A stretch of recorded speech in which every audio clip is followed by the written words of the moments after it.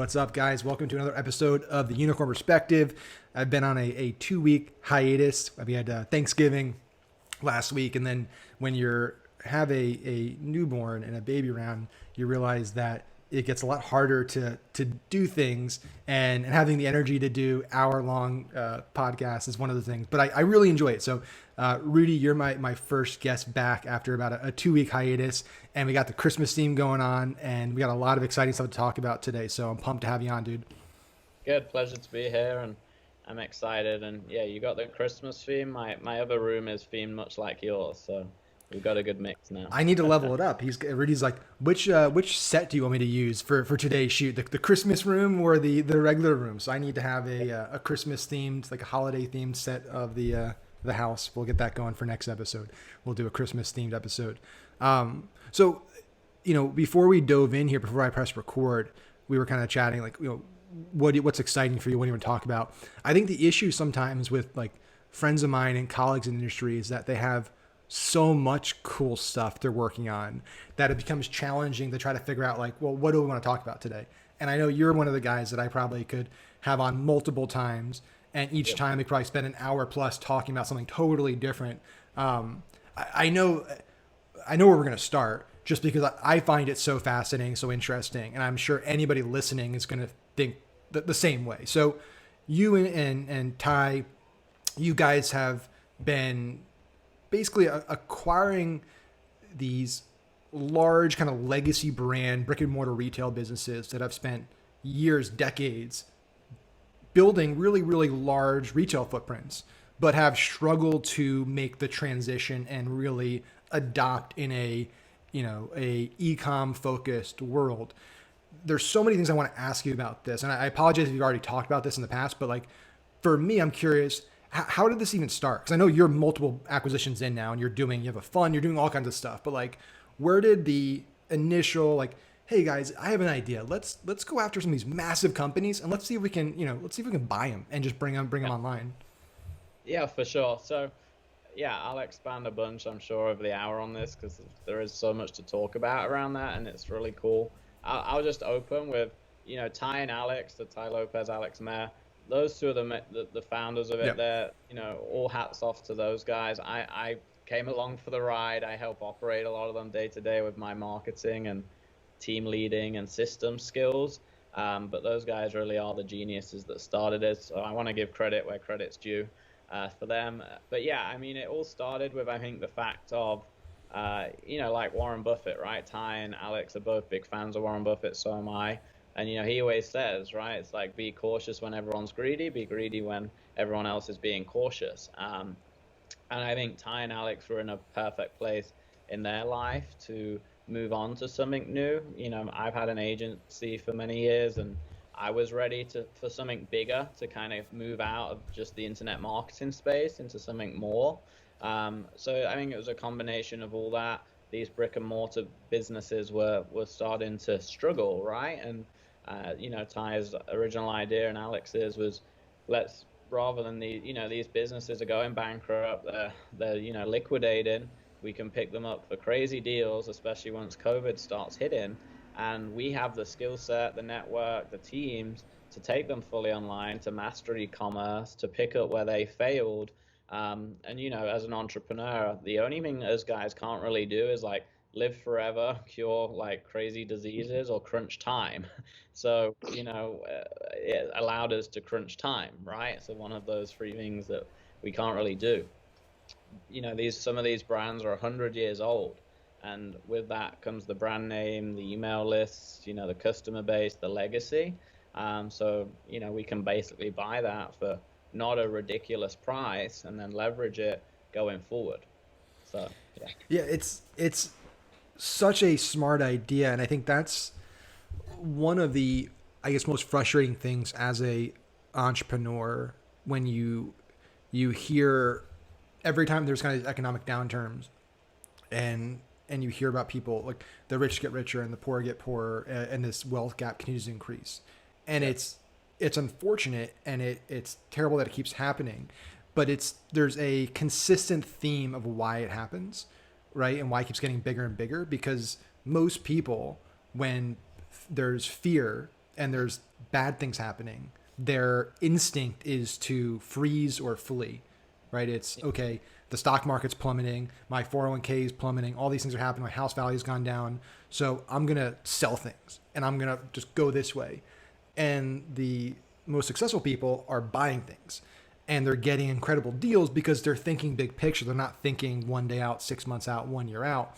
And so for me, like when hearing this story and hearing what you guys are doing, it's so exciting to me because it's the like epitome of that. It embodies what I think makes successful people successful, and why so many people I think are continuing to fall behind because they're not acting when they should be acting, and they are acting when they shouldn't be acting. So for what you're doing now, like, is there I guess a point where there's too much inflow? I guess I think the issue right now is like there's almost too many opportunities and too many incredible brands that have legacies and have massive email lists, and you guys know you can get a great deal. We know how to monetize lists, we know how to monetize brands online, but like, how do we be selective and how do we move forward strategically?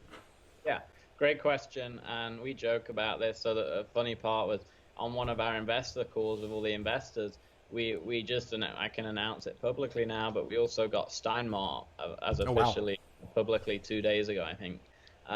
But we've been working on it for months, and we said on the investor call, I think we closed RadioShack last month.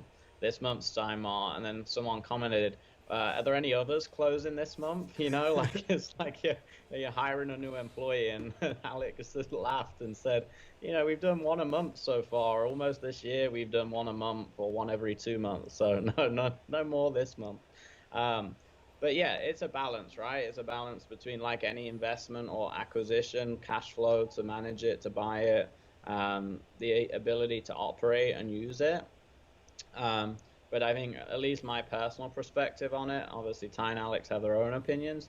It's a really fine balance. Same with any investor, people like Warren Buffett that's people buying real estate right now that are trying to get a ton of stuff. It's like, how much can I push the needle and push the boundaries and move the needle in a way that's kind of sensible, but also stretching me, because this won't last forever.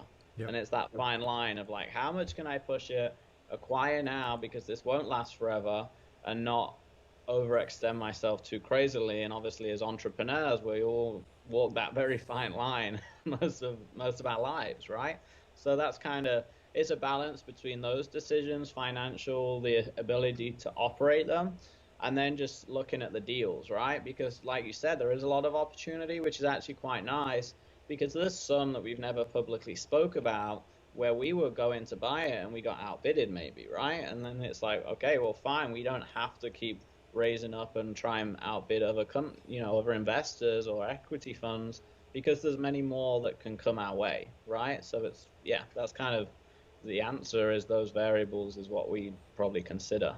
No, I love that. Now, I think one of the challenges I imagine people watching are thinking this is like, so there's a fine line between, there's a reason why this is a good deal, and this is a good deal because this business is just a failure, right? Like you look at certain businesses like Blockbuster, right? So if Blockbuster was on the table today, I'd imagine you guys probably wouldn't acquire them, because it's not a matter of like they're going out of business because like, and we think we could take the inventory and move it online, do things. Like their business model now is obsolete because of Netflix at the time, right?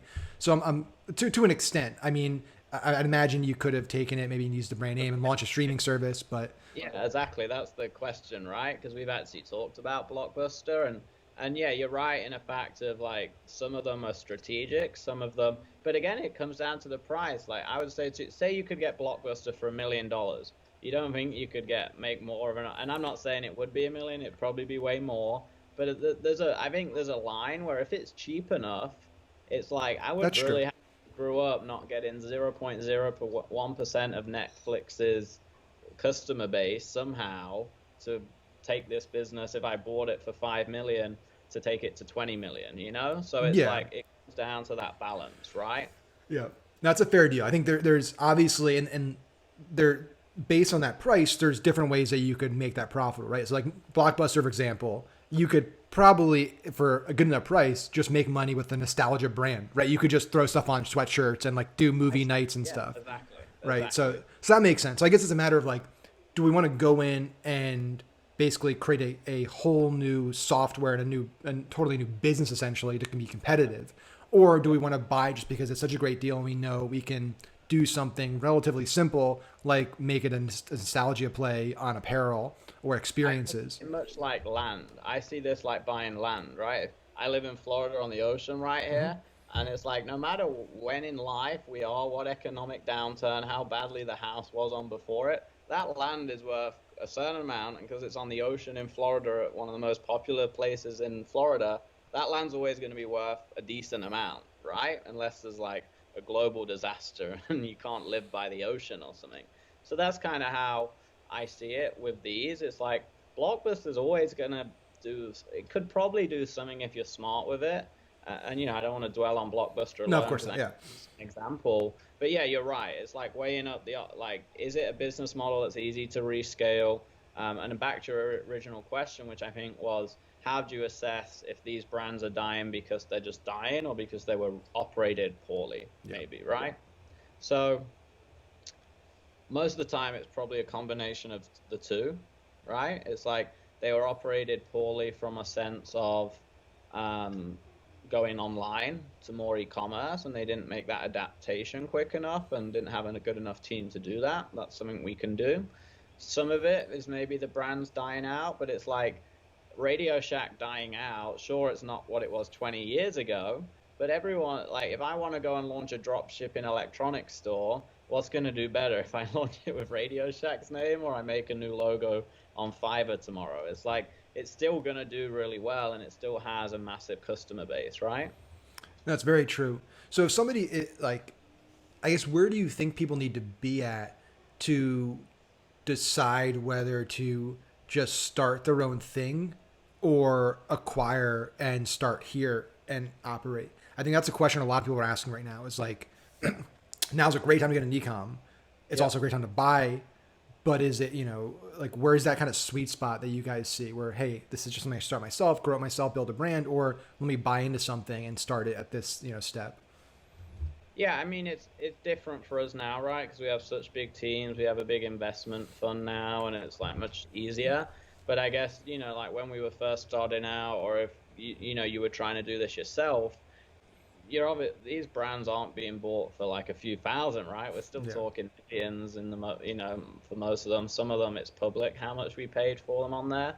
So obviously, if you're going to try and get a real major US brand, you still got to be at a level that could afford that, or at least get a loan for that. And just like anything, it's like kind of like I say, getting a mortgage. If you make 100 grand a year with your current business and you want to go and buy a 5 million US brand, probably pretty risky. If you're doing 2 million a year and you can go get 2 million net a year and you want to go buy a $5 million US brand, maybe not too risky because a loan, you've got a good chance of paying that off, and kind of like the mortgage cap, right? They give you 4 or 5 extra earnings based on their mathematical calculations of your ability to manage the debt. So I think it ultimately it boils down to your earnings, your ability to manage and pay off the debt, your risk tolerance. And yeah, I think if you're doing sub a million or two, you might not have the means, the finances, or maybe even the skill set and experience to go and take over a new company and manage it and grow it, right? You might need to go through those startup phases yourself to learn all these key skills, because that's what we bring is those key skills, the teams, the network, and the experience to actually scale these brands. They're not easy. It's like they're still. It's not like you just set up an ad and all our ads work all of a sudden, right?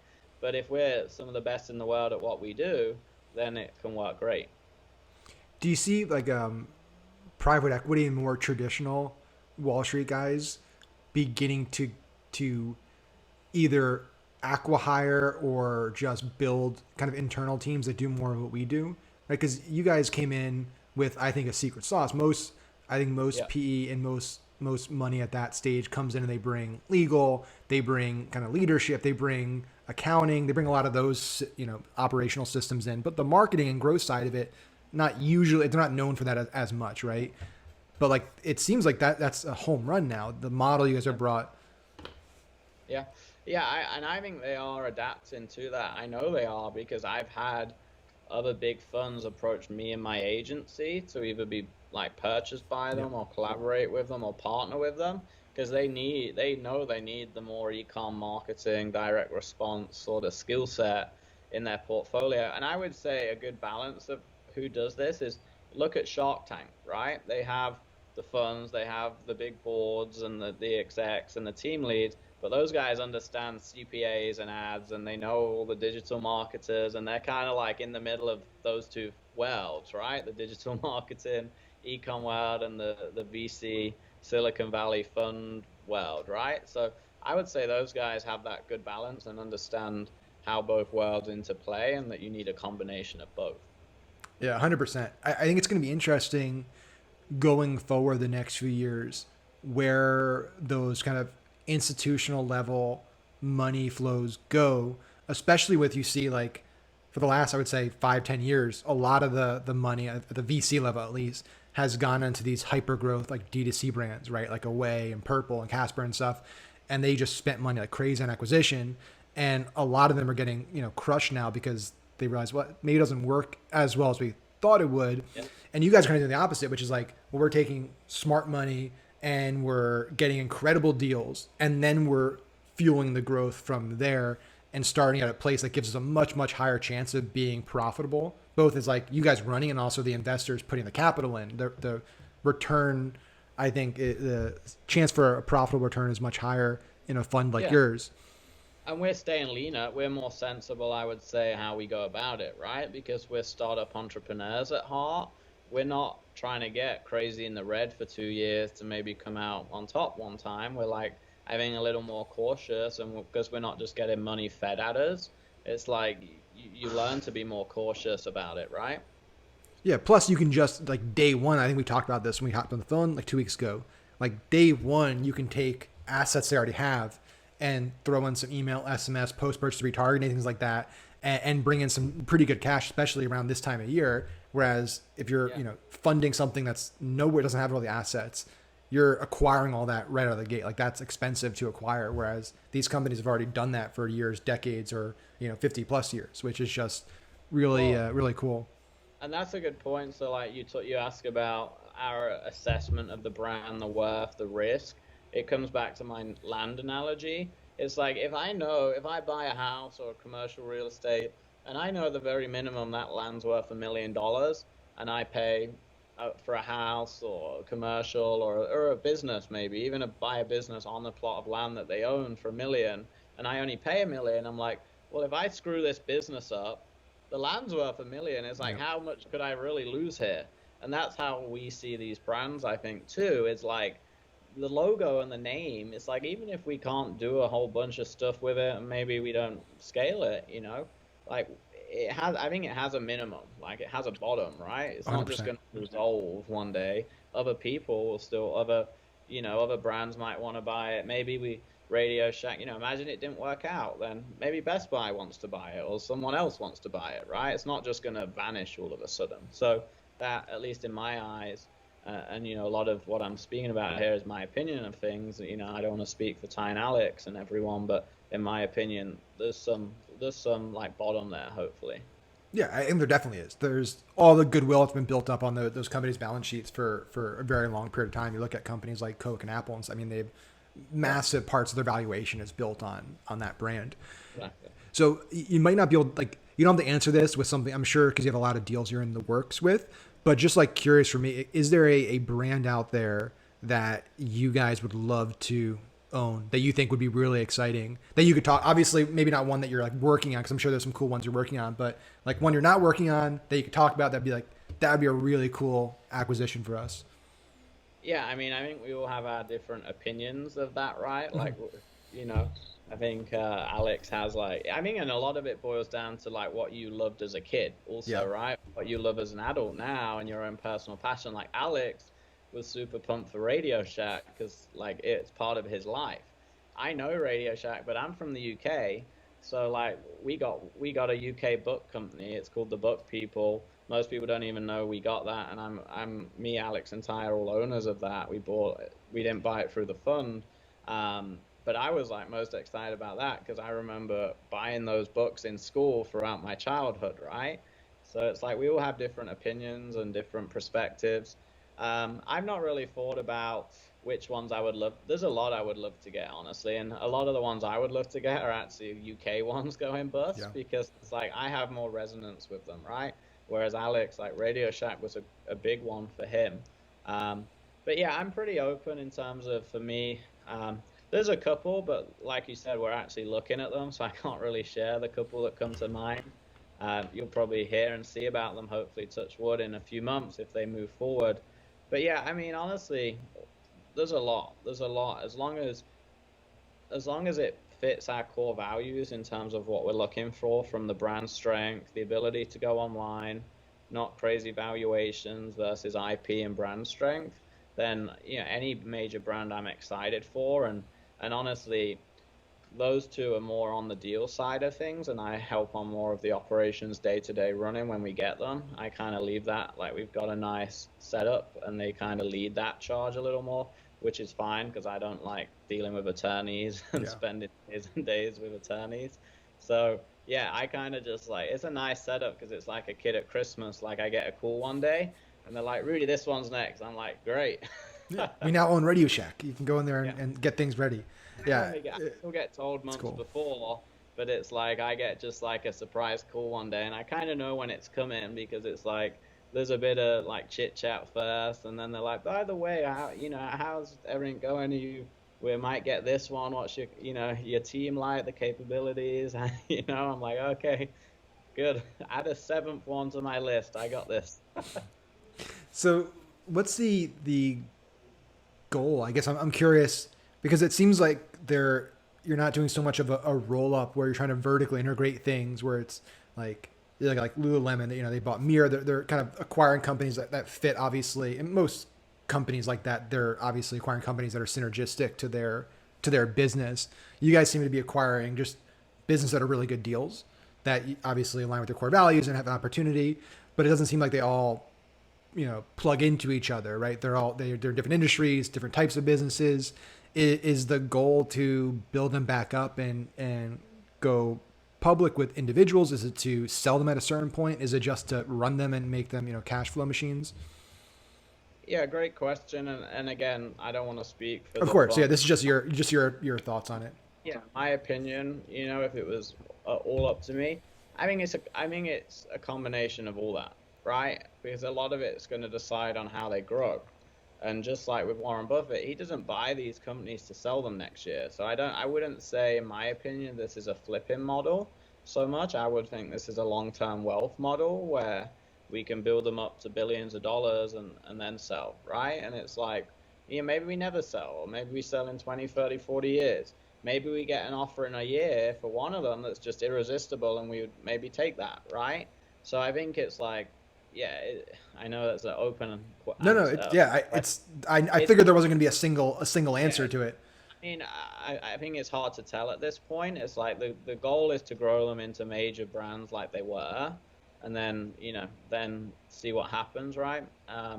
But along the way, you know how it is. It's like life changes, and Yeah, normally what you plan never never is actually the reality. Something comes in, so who knows? It's like everyone has a price, right? That of famous course. saying. So if the goal is to grow them for 20 years, that's great. But if someone, one company comes in, and you've seen it like with public companies, a lot of companies that go public or sell on their way to becoming crazy unicorn companies, they often get bought by competitors that are getting scared, right? Like imagine Radio Shack starts scaling like crazy.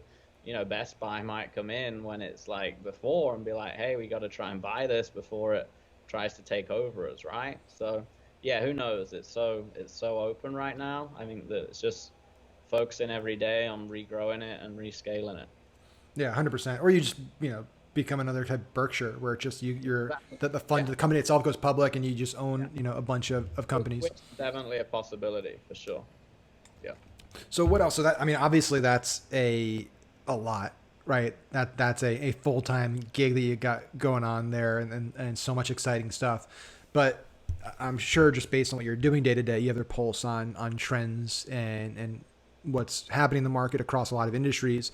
What are you seeing happen like trend wise right now? Things that you're excited, optimistic about, bullish out that you think are opportunities with just how the world's changing? Because I know it's definitely shrunk adoption curves in a lot of industries. It's caused massive rethinks in industries, whether it's movie theaters, whether it's gyms. There's just restaurants. There's so much stuff that's changing rapidly.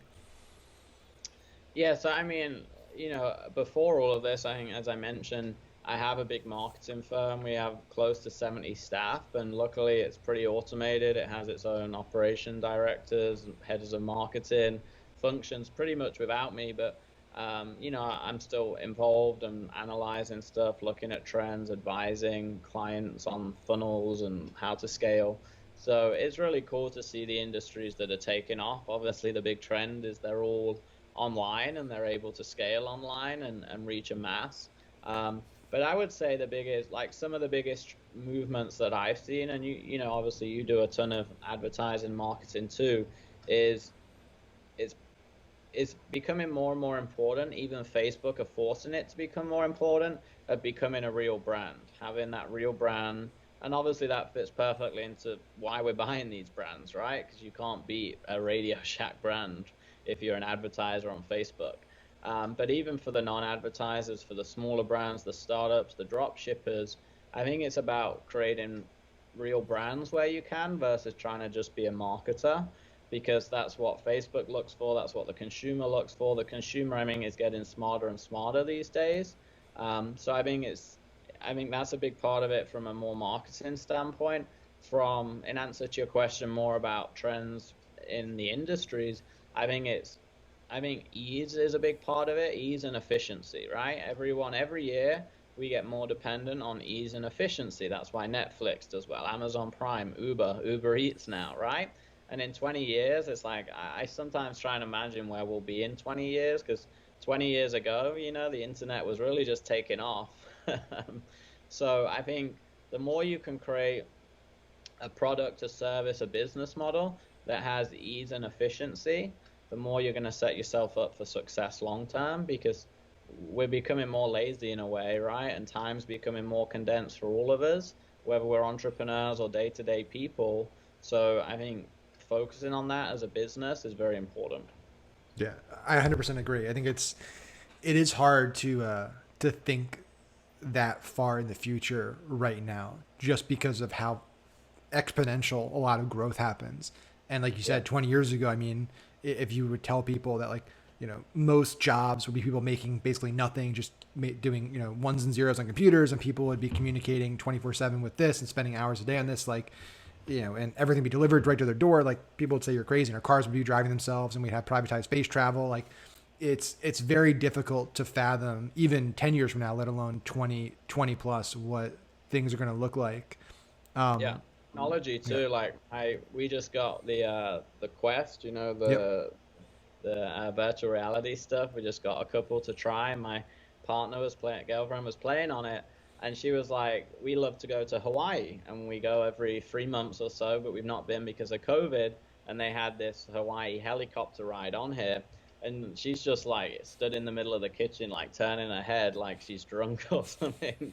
And she's on this helicopter ride in Hawaii, and she's like, oh, if we can't travel again or you're too busy, we can just go and watch it on the Quest. And it's like, to most people that meant nothing, but to like someone that's into business and marketing and like sees the future, hearing that from like a normal person, it's like kind of scary, and not scary in a bad way. It's like kind of crazy and exciting, because that's like a normal person saying that. And it's just, it just shows where you'll be in 10, 20 years. And that's another point, right? Is technology. If your business can't adapt or can't thrive in that technological scale, then you go out of business, right? Like Blockbuster, like the taxi industry, right? You've got to be able to follow and hit that curve. And if you're at the top of the curve and at the front of the crowd, you become the next Netflix and the next Uber and those unicorn companies.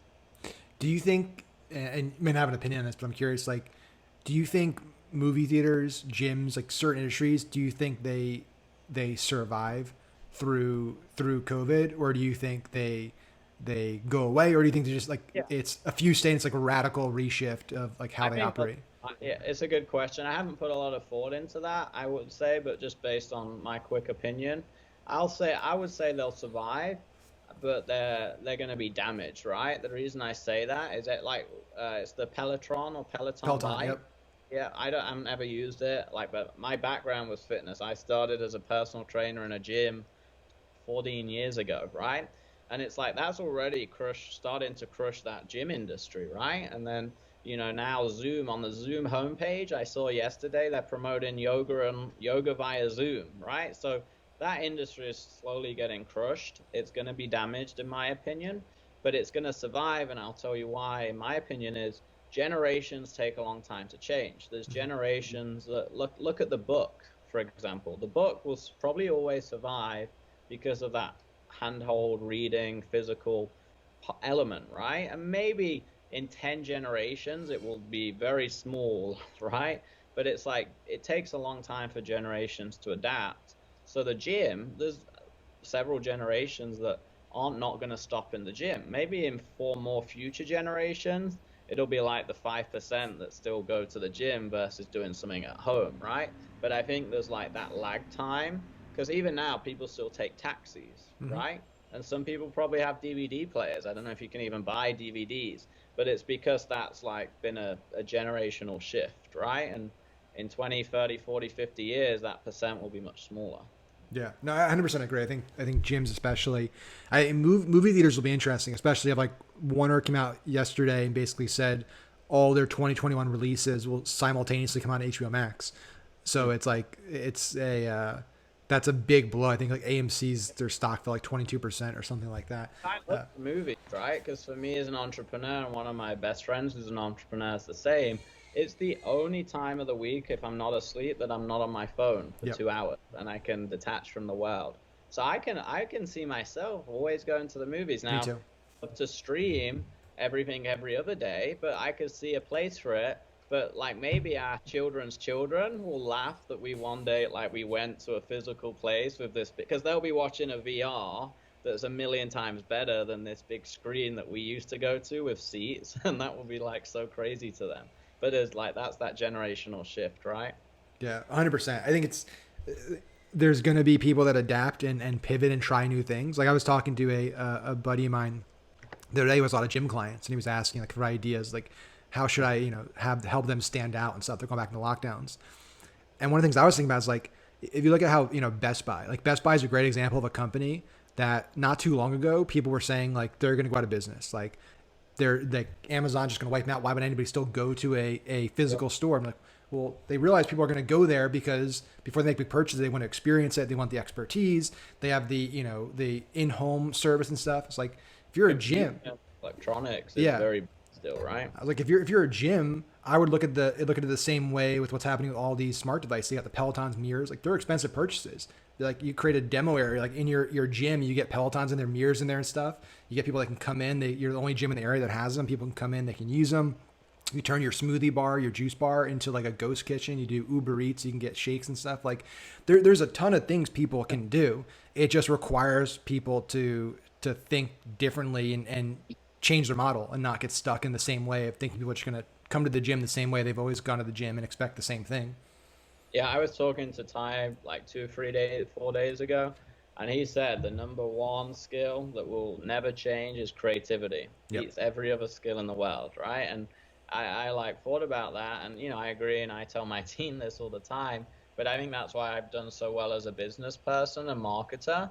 Is I'm just like even with my own agency stuff, we have internal promos, and I do very little work in my own agency, but I know the biggest my team even joke, they're like, Rudy comes on for 10 minutes, but his one creative idea makes us, 6 figures in the next week. And there's that creativity part that only a few people possess. And it's what spurred all these unicorn companies, right? With someone thinking about how can I do Airbnb? How can I do Uber? How can I do Netflix, right? 100%. So speaking of these unicorn companies on the like ad side marketing side, I want to get your thoughts on this. what do you think about Facebook as a company, and specifically, like, do you think there's any realistic chance in the next 5 years that there's a competitor that takes any market share from Facebook and Google? Yeah, that's a tough question. I think there could be one that comes in, but it's going to be like most unicorn companies. For another big player to come in, it's got to take something special, right? Like some unique IP, some crazy funding and people behind it, right? Or some crazy technical aspect of it that just is unrivaled, maybe with some VR technology or something that makes everyone adapt all of a sudden. I think I think they got 5 years in them. 10 years is a bigger stretch, right? I think over 10 years it's more debatable, but I think they have at least a good 2, 3, 4 years of domination still, if not more. But you never know. Technology is a funny thing, right? Like if you had asked that question the year before Uber about Uber and taxis, like everyone would say no. Taxis have been around horse and carriage 50 years ago, right? 100 years ago. But it's like, yeah, technology is a kind of crazy thing, which I think, if anything, that allows for this disruption that we've seen in the last 20 years that's never happened before the last 20 years. Yeah, it definitely lowers the barriers. Facebook's just an interesting example to me because it's a company that is so widely hated by Yeah, by every party, right? Users, the advertisers, governments, yeah, but everyone continues to use it exactly. despite venting and complaining. Like all the groups, right? Facebook ad buyers, stuff like that. Every day, it's a flood of Yeah, I hate yeah, Facebook. Facebook ruined my account. They deactivated me. They did all this, and then the next day they're like, how can I get back on Facebook? How can I do this? It's a drug, crazy. right? It's like drugs will never go. There's alcohol is an addiction in a way, and so is social media, and same with Facebook. It's like there's a reason it's so successful.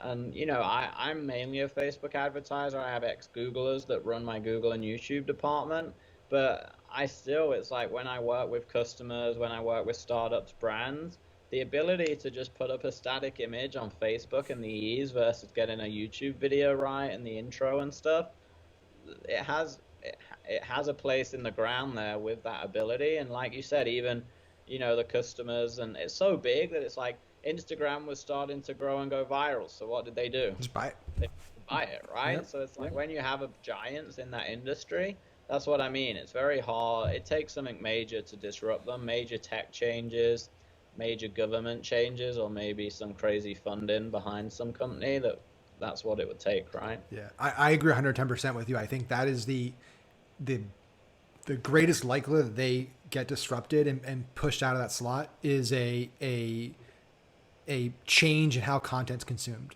Whether But it that's starts to be hard. VR, AR, smart audio, Yeah. something like that. It's hard though, because even that, look, you can argue that, but who brought out the Oculus? They It's still like, VR they have a foothold in already. Yeah, yeah, so it'll be difficult to do it, but it's at the end of the day, like, there'll need to be somebody that builds an entire ad marketplace on top of these new content distribution platforms, yeah, and it'll be interesting. I mean, because AR and VR are going to be totally different. How ads are distributed, delivered, how much work goes into creating the ads. It's even Facebook. It's not going to be throw up an image. It's going to be more work in that yeah, medium. yeah. But even that, like, it's tough to see because Facebook, they're clearly run by smart people, Of course, they're right? thinking that through. Yeah, it's like if someone's getting that big, they're either gonna stomp them, buy them, or duplicate them, right? So it's like it's gonna have to be something very unique. Yeah. I think the only thing that they don't have that I haven't seen them make an acquisition in yet, at least publicly, is like the podcasting space. Right? You've seen a lot of acquisitions happening, whether it's Apple, Spotify, Amazon, I think just made a big one. Um, and that's one thing they don't have any type of ad objectives, or which is surprising to me. That seems like Okay. a no-brainer for them with how big podcasts are right now. Yeah, yeah, that is interesting. Yeah, I don't know. Yeah, we'll have to see there. It'll be in like what gets me worried sometimes, not even worried, but like just rethinking things is like as the way people interact with devices changes, it does dramatically change how we operate on the ad side, right? Like I think we've been Yeah, so accustomed to for such a long time for like ads to work as a display, right? Whether it's your TV, whether it's It's a good phone. thing. I think it's a good thing because it comes back to that creative. Like I would rival. It's like you line up 100 business owners and marketers. I would say I'm in the top five for creativity and the ability to action and implement. So great.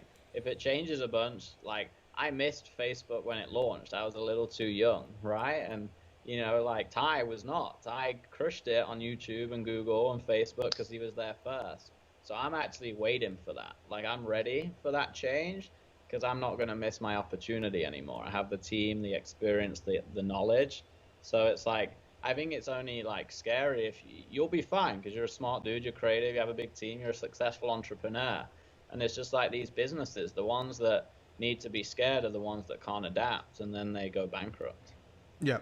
Yeah. It'll be interesting to see how they do things, even just how search is redone with more and more people using voice, right? Because now you don't have the ability to have 10 listings and you can sell 3 or 4 ad spots. It's if I ask Google or Siri or Alexa, like for a thing, like you can only really give you one answer. You can't lay in like 3 audio ads before that and then 2 audio ads after that. So it's going to be interesting. I'm sure there's lots of smart people at all these companies figuring out how we can milk every dollar out of these things on the ad side of things. Yeah.